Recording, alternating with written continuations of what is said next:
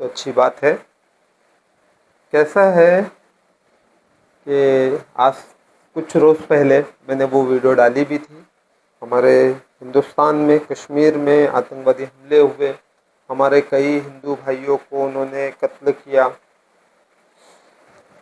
तो कैसा है कि अगर इतना ही तुम में जिहाद है, खुद को तुम गाजी समझते हो, तो तुम्हारी हिम्मत इज़राइल में जाके दिखाओ। वहाँ जाने की हिम्मत नहीं है तुम में, क्यों नहीं जा रहे हो वहाँ पे? यहाँ हमारे हिंद में उन मासूम लोगों पर, निहत्थे लोगों पर तुम लोगों ने गोलियां बरसाई। क्या साबित करना है? ये इस्लाम नहीं है। अगर हिम्मत है वहाँ जाओ ना, वहाँ क्यों नहीं जा रहे हो?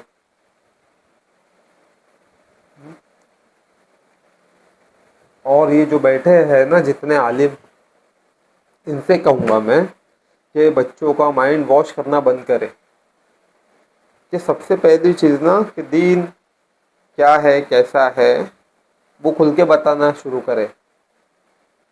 आज हमारे कुछ जवान बच्चे ऐसे हैं कि जो वो फ्रॉड बाबाओं के पीछे पड़े हुए, वलियों के पीछे। सिर्फ दाढ़ी है, टोपी है तो वो आलिम है। दाढ़ी रखकर इल्म साबित नहीं होता। अगर दाढ़ी ही इस्लाम मतलब मुसलमान होने का सबूत थी तो यहूदी भी दाढ़ी रखते हैं, ईसाई भी रखते हैं। हर कोई, कई ऐसे कौम, अलग अलग कौम है, अलग अलग धर्म के लोग हैं मानने वाले जो दाढ़ी वगैरह रखते हैं। तो दाढ़ी जो है ना वो कोई सबूत नहीं है कि आप आलिम हो या आप मुसलमान हो। तो हमारे बच्चों के जहन में वो चीज़ें डालने के बजाय आप इल्म डालिए ना, क्यों नहीं डाल रहे हो? हाँ,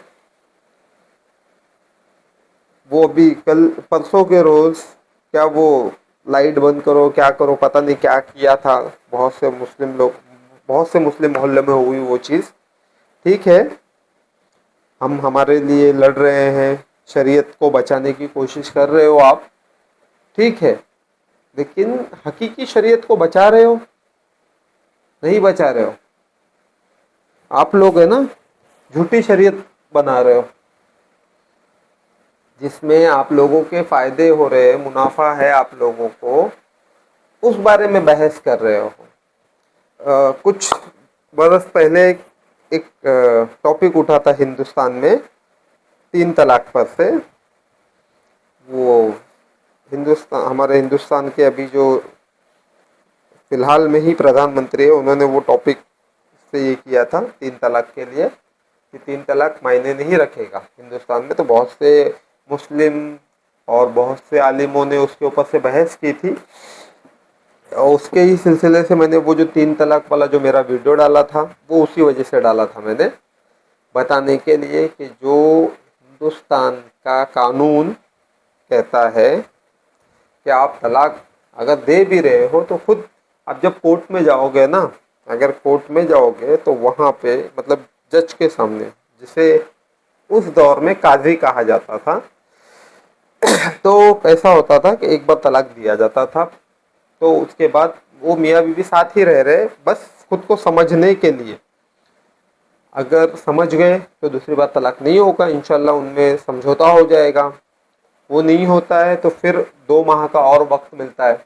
वही सेम चीज़ हिंदुस्तान में अदालत कर रही है, वो जज जो बैठे हैं वो वही चीज़ कर रहे हैं। तो फिर 3 तलाक 3 बार, एक एक शख्स ने 3 बार कह दिया तो तलाक हो जाएगा, ऐसा नहीं होता है। उसे एक ही माना जाता है, बाकी 2 भी कहना है तो उसके लिए वक्त है। अल्लाह ताला ने वो वक्त पूरे तलाक में दिया हुआ है। तो आप लोग उन चीज़ों को छोड़कर आप शरीयत, हमारी शरीयत की बात, तो शरीयत कहाँ बच रही है? शरीयत तो ये कह ही नहीं रही ना कि एक बार में 3 तलाक दे दोगे तो हो जाएगा। शरीयत ये भी नहीं कह रही है किसी बेगुनाह निहत्थे पे हाथ उठाओ। और वो अच्छा लग रहा है आपको। हाँ, शरीयत, हमारी शरीयत ये कहती है कि इल्म सीखो। इवन दुनिया के दूसरे कोने पर, दुनिया के दूसरे कोने पर अगर इल्म है जो तुम्हारे पास नहीं है, अगर तुम में है वो, तुम वो सफर करो उस इल्म को हासिल करने के लिए। लेकिन आज हमारे बच्चों को बस नारे तकबीर अल्लाह अकबर के पीछे परेशान किए रखे हैं। आज नौजवान बच्चों को माइंड वॉश किया जा रहा है। देखिए, नमाजें पढ़िए, मैं खुद पढ़ता हूँ, पर कैसा है कि फज्र पढ़ने के बाद आप जोहर, असर, मगरिब इसे जमा कर सकते हो, आप ईशा में पढ़ सकते हो, ज़रूरी नहीं है। दूसरी चीज़ कि अगर दाढ़ी जो है, दाढ़ी ये सुन्नत है, फर्ज नहीं है।